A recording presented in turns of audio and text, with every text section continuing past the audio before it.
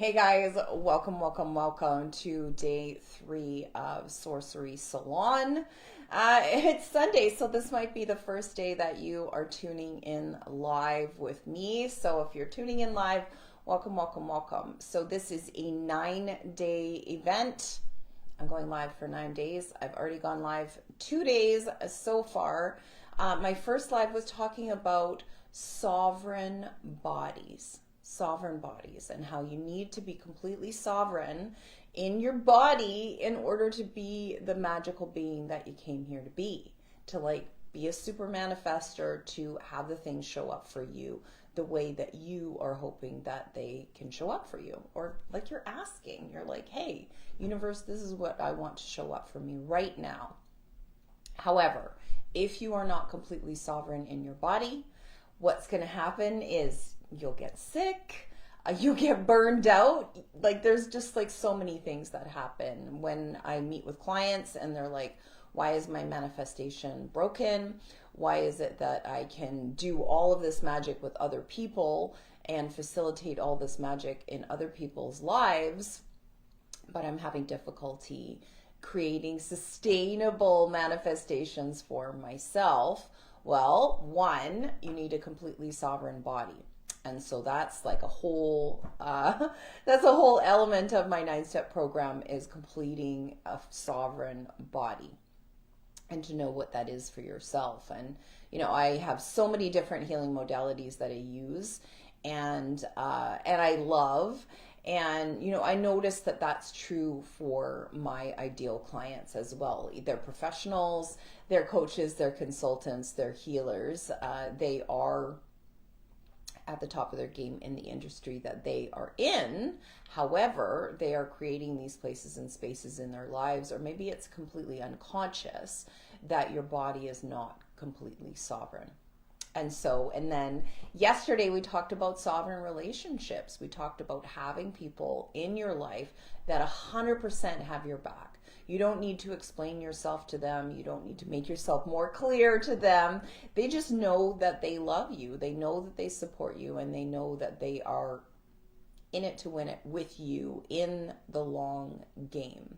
And so if you don't have these sovereign relationships, what can happen is you're manifesting like a mofo, but these people are pulling you backwards because they actually like the role that you are in their mind. They're like, no, this is how you show up in my life, and this is how you're supposed to show up in my life.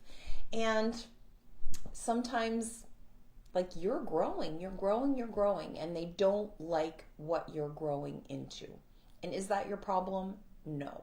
I would say that that's one of the things that I see showing up in my clients' worlds, is that the relationships that they are in, the roles that they're taking in the relationships, are not necessarily the roles that they want to be anymore. They've grown and they've grown and they've grown, and they're actively invested financially with their time, with their attention in this growth process. And so check out yesterday's video for some more tips and tricks on that. So that's a whole nother module, that's a whole nother section of the Sorceress of Success. And so today we are going to talk about being sovereign financially, being sovereign in your wealth creation process.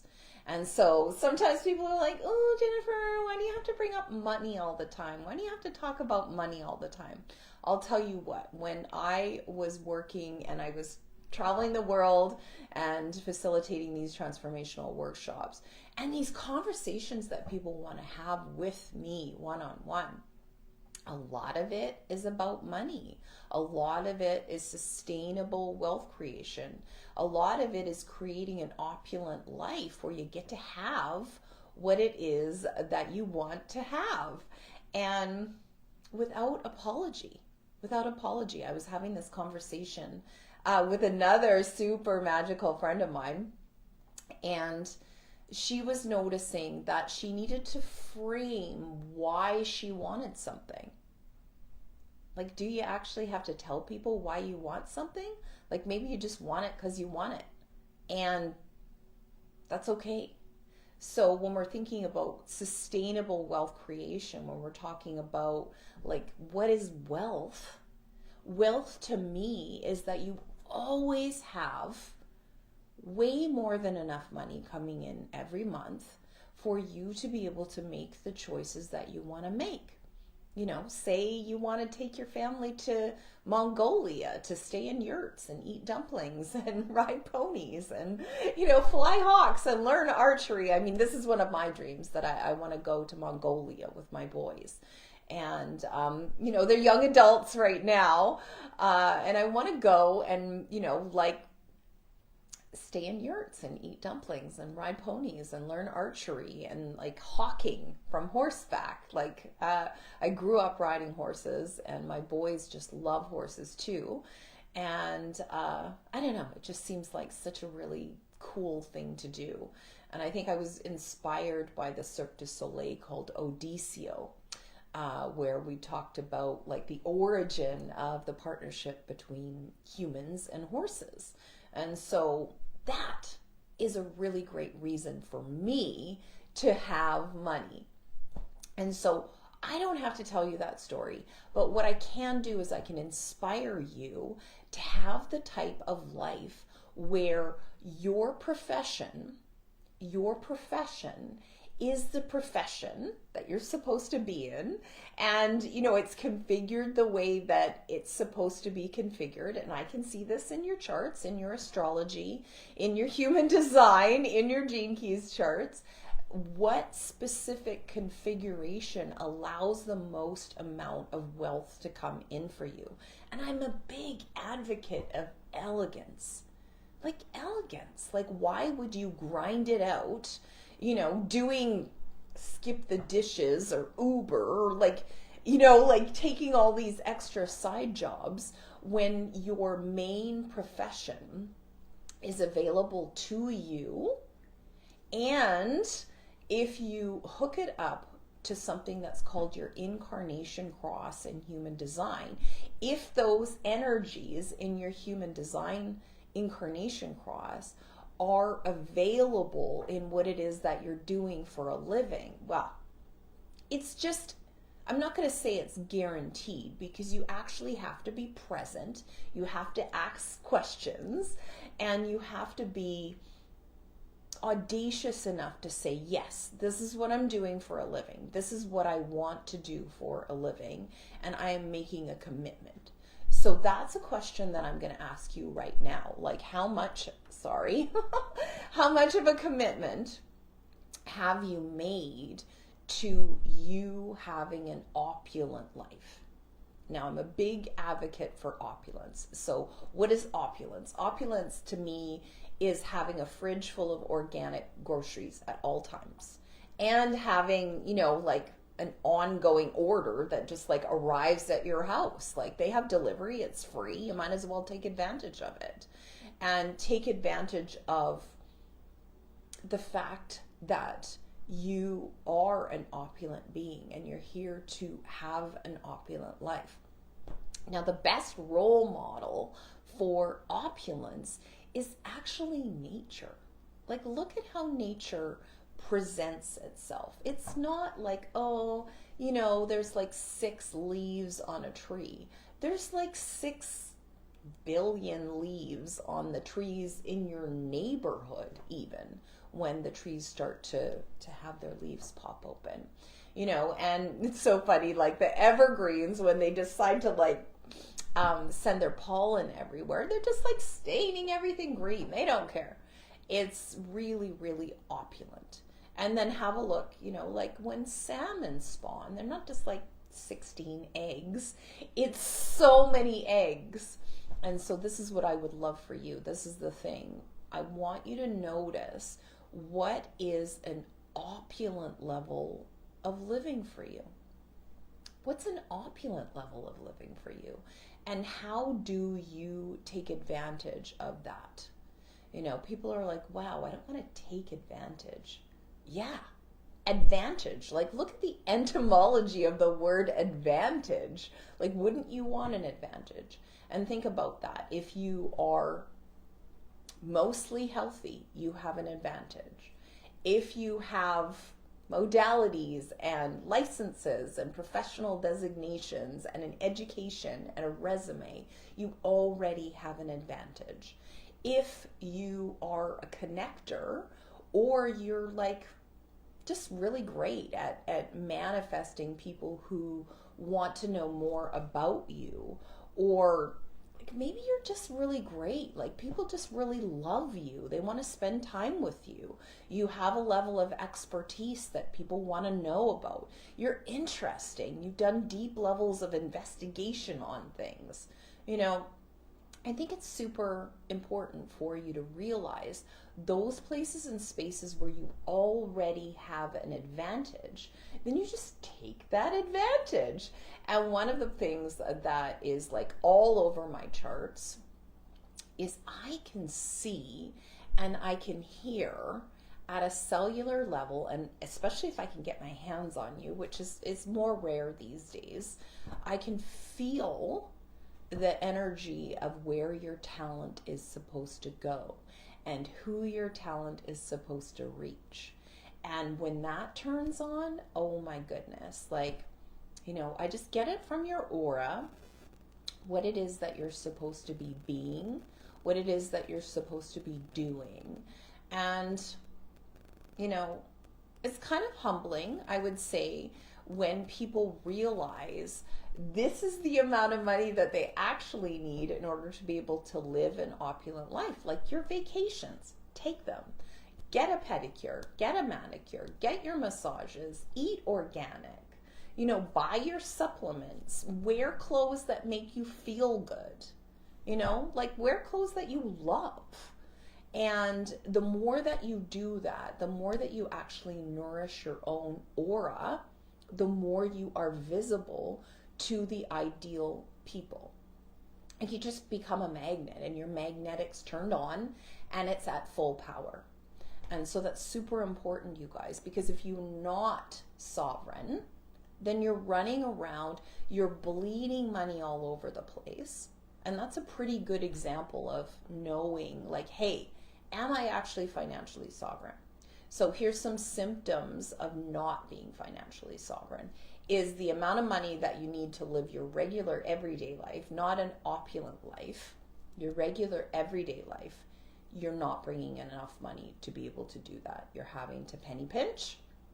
You're having to figure out, okay, well, maybe I could go a couple of extra days without my normal grocery order or whatever it is. This is me pretending to be you. You are sort of financially afraid. You're like, okay, well, what is it in my future? How do I take care of myself financially in the future? So that's some evidence that you're not financially sovereign, and that you are allowing the amount of money that you have in your bank account or the amount of money that you have in your investments to dictate your choices, regardless of what the choices are. Like regardless if like somebody's inviting you to a gold mine and your investment in the gold mine is something like $1,000 or whatever. If you had the $1,000, would you just go ahead and invest in the gold mine because you've done all of your GPS? You know, you've checked with your energy, you've checked with your authority, you've checked with your aura type, and made a clear financial decision. Well, when you've done that, those decisions they're pretty much guaranteed. You know, if you don't have any expectations of the decision, it can show up way better than you ever thought possible. And so those are the 3 signs I would say that you are not financially sovereign. And a lot of people aren't. I would say a huge percentage of the people on the planet are not financially sovereign. And so that's a mindset. That's also your heart is engaged in becoming financially sovereign. And then your gut, your decision-making process is actively engaged in becoming financially sovereign. So what are the elegant ways of having business come into your life?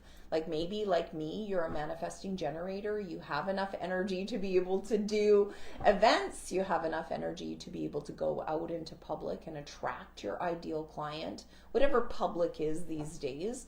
And I do recommend people actually interface with other people, not just on the internet, like get out, meet people. And, you know, whether that's in your social life, like if you watch what I do, you know that I love dancing and I would go out dancing 7 days a week. Sometimes I do go out dancing 7 days a week. And, you know, this is the thing. Your body actually does need to go out and meet people to become financially sovereign. And the people that you're supposed to be able to meet, you will meet when you are actively engaging in a decision-making process that allows you to become more financially sovereign. So I'm a Virgo. I am so in love with data. And so the data is, are you financially sovereign? Yes or no? And if the answer is no, then oh well. What if you took an entire year of your life and you dedicated it to becoming financially sovereign? And it's so funny. I don't know if they say it in other parts of the world, but people say, "Hey, how are you doing?" And the other person says, "Not bad. Not bad." And I'm like, "Oh my God, I hate that." What if you could always have a 5-star life? What if your life could always be spectacular? What if your life could always be really, really joyful? And I would say the power that becoming financially sovereign gives you allows you to have that spectacular life.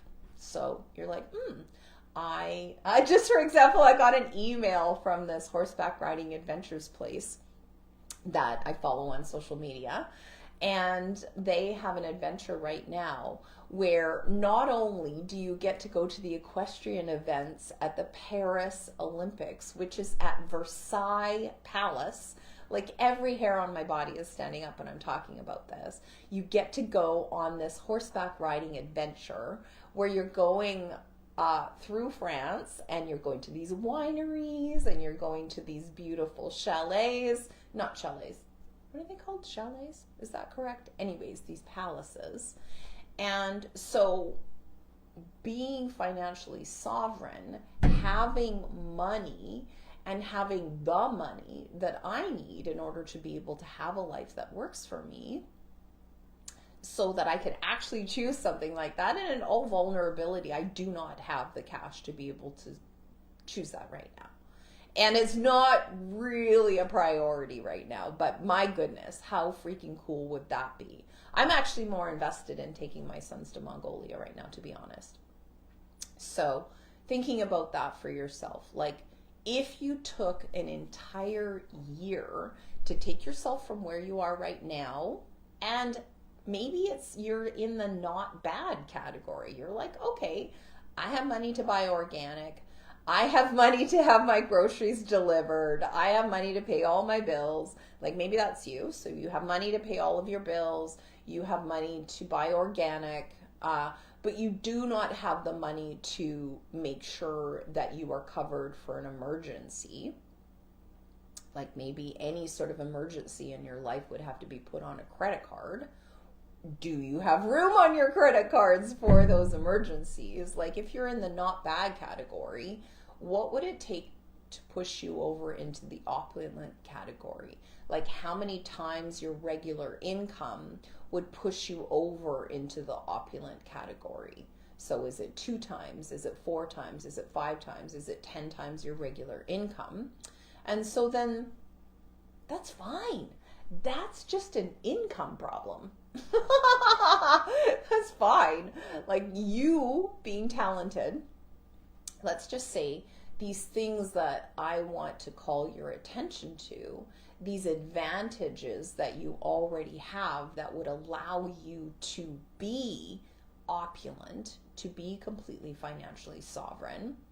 Like maybe today you write a list. Like write a list of all the things that you already know how to do. Maybe even at a master level. I was thinking about, it's funny, I was thinking about Reiki today. And, you know, like it's like it has a resurgence and then it goes away. And then people are like, oh, I like quantum touch better. You know, like whatever modality that they love. You know, it comes and goes and comes and goes and comes and goes. And, you know, what if people are actually looking for Reiki right now and you're a Reiki master and you're not offering Reiki sessions because you're kind of over it? And, you know, one of the things that I do talk to my clients about is like, what's the gateway drug to allow someone to come into your aura, to spend time with you, to feel like they know you? So write that modality list and then ask that modality list. You know, and maybe it's professional designations, guys. You're like, I'm a CPA. Okay, is that the gateway drug? Or maybe you're a naturopathic physician, or maybe you're some kind of a specialized engineer. Is that the gateway drug? Because it can be that your main profession is not actually the gateway drug to creating opulent income. But there may be something there that if you're going to express what you came here to express, remember that incarnation cross. And if you're like, I don't know what that is, if you go to any web browser, and type in free human design chart, you will get your incarnation cross and the numbers of your incarnation cross. And what you can do is you can type below this post, hey, this is my incarnation cross, and I will DM you a resource of the very first energy that needs to be present in your business in order to become opulent.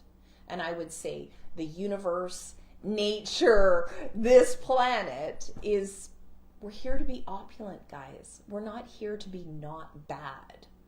So if you have a not bad life and you're interested in becoming opulent and you have tons of these modalities and you are a very brilliant being, then maybe we should talk.